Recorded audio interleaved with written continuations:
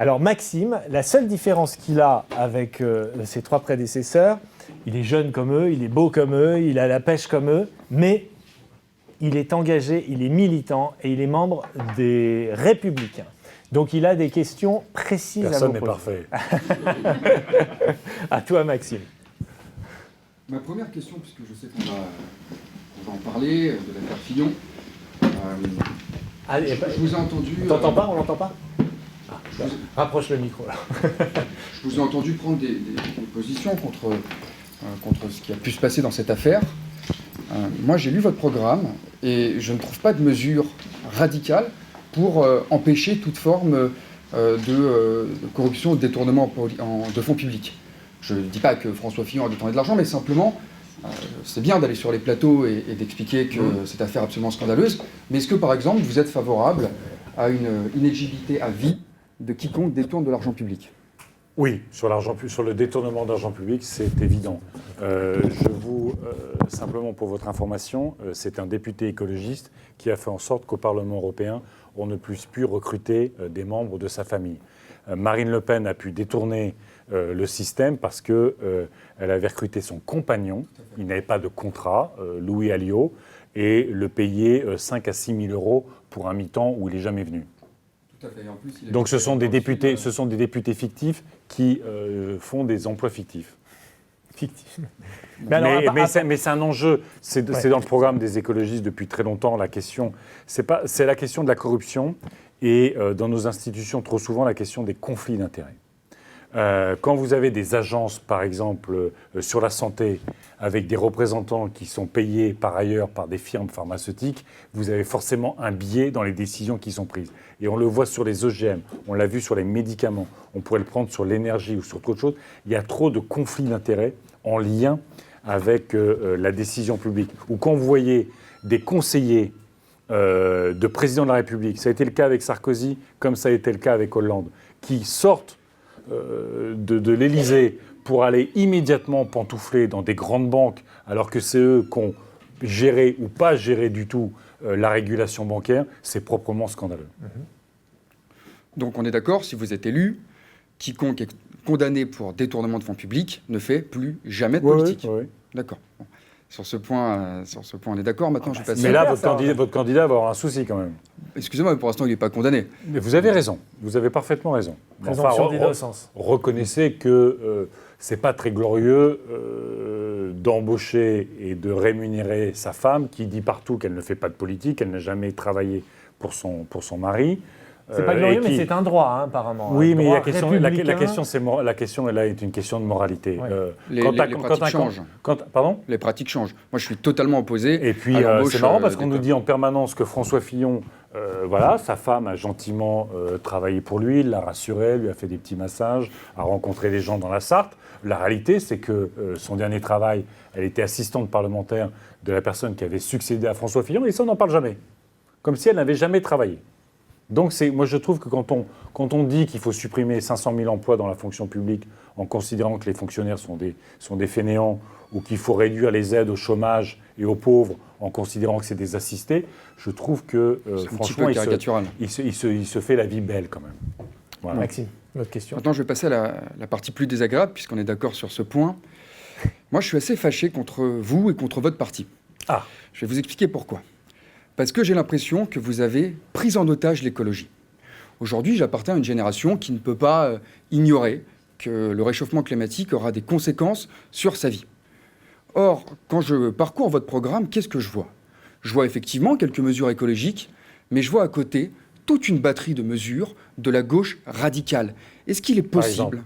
Par exemple, ce que vous l'appelez pas revenu universel, mais c'est globalement la même chose. Par exemple, la réduction du temps de travail, le SMIC à 1 800 € brut, renoncer à la dissuasion nucléaire, ce qui probablement ferait perdre à la France toute sa puissance au niveau mondial. Donc toute une batterie de mesures, mais qui sont encore une fois défendables, mais qui sont des mesures de gauche radicale. Pourquoi est-ce que quand on veut l'écologie, on doit avoir en même temps la gauche radicale ? Pourquoi est-ce que quand on veut l'écologie, on doit avoir en même temps le programme économique de Fidel Castro ? Alors, vous n'avez pas vu le programme économique de Fidel Castro. Hein. Non, mais vous comprenez l'idée. Moi, je trouve la question très bonne. Non, si la question c'est est-ce que l'écologie est forcément de gauche, c'est une bonne question. ne comparez pas mon programme à Fidel Castro. Moi, je De toute façon, on combat. ne peut plus, le pauvre. Paix à son âme. Non, mais je combats toutes les dictatures. Et je suis pour la liberté. Je suis pour la liberté d'entreprendre. Je suis extrêmement soucieux du développement des startups, de l'innovation. C'est pas l'État de décider des technologies. L'État doit laisser la place aux entreprises qui vont dans le sens positif de la société. Donc, je suis très éloigné de ce type de logique. Oui, mais vous allez probablement rejoindre Benoît Hamon qui, lui, Mais vous veut savez taxer pas les encore. robots, veut un faire revenu quoi universel. Il veut une taxe sur les robots, Benoît Hamon. L'enjeu, c'est comment aujourd'hui on crée de la solidarité dans un pays. Comment on fait en sorte que chacun puisse accéder à une vie décente, accéder à du travail. Il y a 6,5 millions de chômeurs. Pourquoi on est pour la réduction du temps de travail ? Il y a 6,5 millions de chômeurs. La réduction du temps de travail ou le partage du travail, aujourd'hui, il se fait de façon complètement subie. C'est-à-dire que vous avez ceux qui ont un travail, certains s'éclatent et c'est génial. À d'autres, on leur demande des objectifs toujours au-dessus de leur capacité ou de ce qu'ils peuvent faire. Il y a une intensification des tâches qui fait qu'il y a un développement, une explosion de la souffrance au travail dans notre pays. Et notre pays est un des pays les plus productifs au monde. On est, en termes de productivité du travail, on est 15% au-dessus de l'Allemagne. Ça veut dire qu'on travaille de manière extrêmement intense. Non, on travaille beaucoup comme tout le monde. Ah bon ? On travaille de la même façon. Moi, je travaille énormément. D'accord. Mais et d'ailleurs, il est tard, donc c'est qu'on travaille très très tard aussi. Donc, ce que je veux dire, c'est que c'est pas une forme de dogmatisme. C'est la construction d'une société où tout le monde va aller un peu mieux. Et c'est ça le sujet.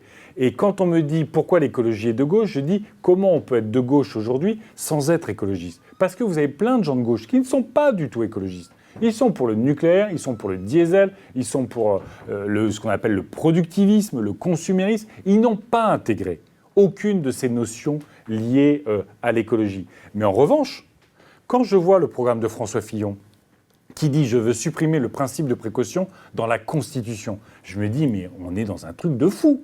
Le principe de précaution, c'est ce qui nous a permis à un moment d'arrêter l'amiante qui tue 3 à 4 000 personnes par an. Le principe de précaution, c'est ce qui, comme vous le dites, nous permet d'engager la lutte contre le dérèglement climatique. C'est ce qui nous permet de lutter contre la pollution. Quel est ce personnage politique qui est dans une situation de dire tout ça, comme c'est moderne, comme je veux qu'on retourne aux années 70, aux années 50 du point de vue sociétal, je veux ignorer l'environnement. C'est une source extraordinaire d'innovation, l'environnement. Moi, je ne suis pas... Ignorer l'environnement. Aujourd'hui, on peut faire de l'écologie sans avoir un principe de précaution dans la Constitution. Il y a d'autres outils législatifs qui permettent d'avoir un principe de précaution, mais de ne pas avoir ça ancré dans la Constitution et d'empêcher tout le temps l'innovation. Donnez-moi un exemple. Donnez-moi un exemple. C'est bien d'avoir ce débat. Donnez-moi un exemple où le principe de précaution inscrit dans la Constitution a empêché quoi que ce soit dans notre pays. Vous ne pouvez pas en citer un seul. Moi-même, j'en suis malade que le principe de précaution inscrit dans la Constitution ne nous empêche pas d'autoriser le Roundup, ne nous empêche pas d'autoriser des pesticides à tous les étages qui polluent l'ensemble de nos organismes, nous empêche pas ou nous pousse pas à agir beaucoup plus rapidement sur la transition énergétique, qui est celle qui crée le plus d'emplois. Le plus d'emplois. Contradictoire. Vous venez de m'expliquer en 2 temps que François Fillon était absolument... Mais c'est un symbole. La Constitution, c'est un parce symbole. qu'il voulait supprimer le principe de précaution. Et juste derrière, vous m'expliquez que finalement, il ne sert pas à grand-chose. Ben c'est moi, je veux vous parler de parce que c'est un symbole. Qui a vraiment vous parlez de la Constitution, c'est un symbole. C'est un moment de dire, c'est pas forcément opérationnel juridiquement, mais c'est un moment de dire l'état de la société, du débat dans la société, nous amène à reconnaître ça dans notre loi fondamentale. C'est ça le sujet. Et le principe de précaution, c'est un principe de recherche, c'est un principe d'innovation, c'est un principe d'action qui doit guider l'ensemble des politiques publiques. Moi, vous savez, je suis écologiste, je suis contre un ministère de l'Environnement. Parce que je pense que c'est tellement transversal à l'ensemble de l'action gouvernementale que ça doit être un vice-premier ministre qui joue en permanence la transversalité. Mais regardez les pays nordiques, regardez l'Allemagne, regardez la Californie. C'est extraordinaire ce qui se passe en Californie. Ils sont en train d'allier la révolution écologique avec la révolution numérique. Et ça crée beaucoup d'emplois et ça nous projette dans l'économie du XXIe siècle. Mais ils ont Terminator, eux. Ben, il n'était pas mauvais. Schwarzenegger, comme gouverneur, parce que c'est la société californienne qui est comme ça. Il est à fond écolo. Il a tourné écolo. Dernière question. On a un débat assez théorique sur le principe de précaution, le principe d'innovation. Vous parlez de solidarité. Aujourd'hui, et vous ne l'avez pas évoqué, il y a une vraie absence de solidarité entre les générations. Quand je vois que Benoît Hamon, que vous allez probablement rejoindre... Parlez de mon projet, parlez pas de Benoît Hamon. Ou même le vôtre, puisque vous proposez un revenu universel. Quand je vois qu'il propose... Mais on est pour le logiciel libre, nous. C'est pour ça. Un revenu universel qui va créer 300 milliards de dépenses publiques, est-ce que vous trouvez que là, il y a de la solidarité entre les générations quand vous vous apprêtez à nous laisser une dette de 100% du PIB? Est-ce que c'est ça, la solidarité? Et d'ailleurs, vous avez parlé de la répartition du travail. Il y a juste une répartition que vous avez oubliée. C'est celle qui se fait aujourd'hui entre les salariés qui sont protégés et les jeunes qui, eux, sont moins protégés, galèrent, ont des CDD, sont en intérim, sont en stage. Vous parliez du contrat zéro. Il existe le contrat zéro heure. Ça s'appelle les stages. Pour améliorer le statut des jeunes. Je propose exactement l'inverse de vous, c'est-à-dire d'avoir un marché du travail qui soit beaucoup plus fluide et qui permette aux jeunes fluide, de ça pas veut dire assumer... flexible. Hein. Flexible. Ça veut dire de moins en moins de droits. Oui, enfin, excusez-moi, mais j'ai été stagiaire, je peux vous dire que les droits des jeunes aujourd'hui, en CDD ou en stage, mais la question, c'est de les renforcer, c'est pas de les supprimer, ceux qui existent. Oui, mais aujourd'hui, c'est nous qui assumons, dans un marché du travail qui est protégé, cet impératif de flexibilité. Donc la solidarité, c'est peut-être ça. C'est peut-être de dire on ne doit pas avoir, d'une part, des insiders qui sont très protégés par le marché du travail et des outsiders, nous, toutes ces personnes ici, qui vont faire des stages à 500 € et qui, en plus, après avoir travaillé pour des salaires de misère, vont se retrouver à 60 ans sans retraite parce qu'on nous aura laissé une dette qui est insurmontable. Tu peux juste me rappeler le titre de ton bouquin? Je me souviens jamais du titre. J'ai adoré ton bouquin. Les jeunes meurent toujours les premiers. Voilà. Mais si vous voulez, lisez-le, ça. Non, mais sur la question, est-ce que, je l'ai dit tout à l'heure en début d'émission, sur le fait que les jeunes aujourd'hui étaient souvent une génération sacrifiée. Une sorte de guerre dans la société qui n'a pas de nom, qui n'a pas d'ennemis, mais les victimes sont les jeunes.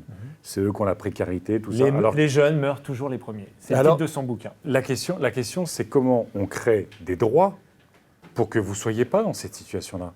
Je suis désolé, quand nous pensons qu'il faut la garantie universelle sur les loyers, pour faire en sorte qu'il n'y ait pas d'expulsion, pour faire en sorte que si vous n'avez pas de revenus, y compris quand vous avez 25 ans, mais quand vous avez aussi 35 ans, vous ne soyez pas humilié à avoir 18 cautions de je sais pas qui, pour pouvoir louer un appartement qui est extrêmement cher. Vous pouvez appeler ça Fidel Castro. Quand nous nous battons pour l'encadrement des loyers, c'est justement pour stopper l'inflation extraordinaire des loyers dans les centres-villes.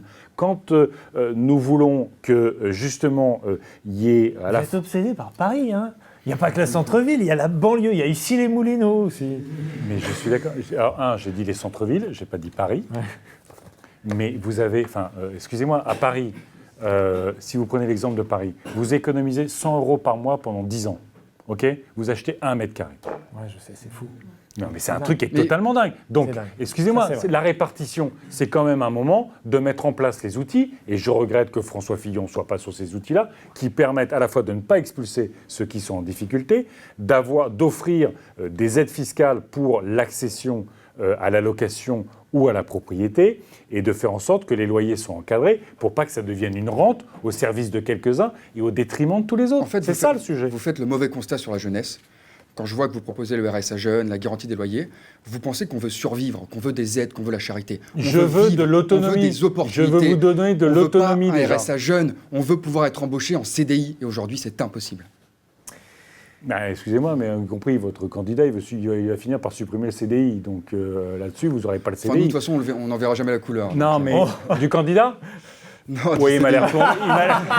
Attention à ce que tu dis, Maxime. Parce qu'il n'est pas mauvais, il m'a l'air plombé de chez plombé. Moi, ce que je veux... Non, mais franchement... Dernière remarque. Oui. Ce que je veux, c'est que vous puissiez choisir votre vie et que vous ayez l'autonomie à travers la garantie universelle des loyers, à travers le RSA, à travers d'autres outils. Je veux que vous ayez l'autonomie de choisir votre vie et qu'il y ait suffisamment de boulot qui soit créé dans des boîtes où c'est plus horizontal que vertical, que vous puissiez vous construire à l'échelle européenne ou à l'échelle internationale et que le monde vous soit ouvert. Le monde, moi j'ai eu la chance, après mes études, pas avant, mais après mes études, de voyager partout dans le monde, de voyager partout en Europe. C'est extraordinaire le monde. Et si j'ai une envie pour mes enfants qui n'ont pas votre âge, mais qui auront bientôt votre âge, c'est que le monde leur soit ouvert et qu'ils puissent s'épanouir à Prague, à Québec ou à Ouagadougou. Et c'est ça mon sujet. C'est que vous ayez la capitale du Burkina Faso. C'est ça mon sujet, c'est que vous ayez des choix de vie et qu'aujourd'hui, plus ça va, y compris avec cette mondialisation très libérale, c'est que vous avez de moins en moins de choix de vie. Qu'on vous impose une vie dont vous n'avez évidemment pas envie parce qu'elle ne valorise pas vos diplômes, parce que pour beaucoup, il n'y a même pas la perspective d'un diplôme et qu'on vous propose d'être fracassé dès les premières dizaines d'années de votre vie. Et bien moi, je veux sortir de ça. Je veux que vous ayez pas simplement la chance. L'égalité des chances, c'est le loto. Ça, il y a l'égalité des chances. Dans une société, ce qui doit se construire, c'est l'égalité des droits. Bravo. Moi, je dis bravo. En tout cas, on ne va pas tout à fait vous réconcilier ce soir, je pense, mais il y a quand même... Je ne suis pas en désaccord avec le dernier point, simplement je ne pense pas que ce soit incompatible avec un marché du travail plus flexible qui permette aux gens de s'insérer. Bien sûr, le marché... On va continuer avec des installations au bistrot si vous voulez. Le marché du travail, bien sûr qu'il va être flexible parce qu'aujourd'hui, l'idée qu'on va avoir un CDI pendant 40 ans dans la même entreprise, ça n'existe plus. Mais pour ça, par exemple, c'est accompagner avec les droits. Les droits sont rattachés à la personne. C'est quand vous avez le compte pénibilité, le compte formation, le compte allocation chômage, le compte RTT qui vous suivent dans votre vie, c'est vous donner des droits malgré le nomadisme qu'on va avoir dans l'emploi et le marché du travail dans les années à venir.